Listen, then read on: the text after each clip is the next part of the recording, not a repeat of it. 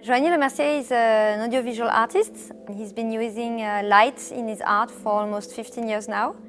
This exhibition is in two parts. The first part will show you digital environment, and the second part is about reality and the destruction that's caused by technology and energy consumption.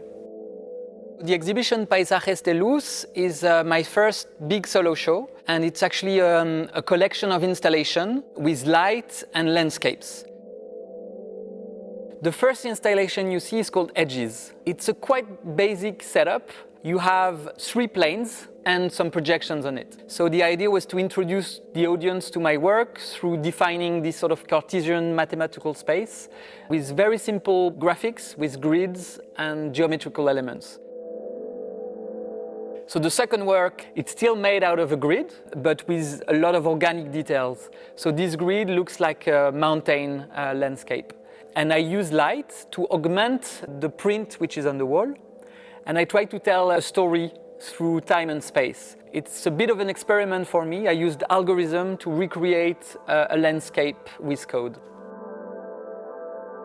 So the third piece is called Fuji. It's the Japanese volcano that is now not active anymore. You can see this silhouette of the famous Japanese landscape, and then you see a bamboo forest. We discovered the story of Kaguya Hime. It's a very old tale from the 10th century, and we are using light and projection to tell this story of the Kaguya Hime princess. Paisajes Posibles is a series of drawings that I made with a little robot. From a distance, it looks like very natural landscape with erosion and snow and water. And when you get really close, you realize it's also a grid. So it's made with algorithms and code. So I like to question the relationship between algorithms and this sort of very organic nature that we know and these very familiar landscapes. So I've been using technology in my work for almost 15 years. I spent a lot of time in dark spaces, setting up exhibitions. And over the past years, I try to spend more time in nature. I like to say that he's a hiking artist, so even all the landscapes that are generated with code or on computer emerge from his observation and the time he spends in nature. The following works are screen-based. They are almost like documentaries. So you will discover the Ambar forest, which is 12,000 years old. But the sad point about this video is that the forest has been razed. So everything you will see is just a memory of these locations.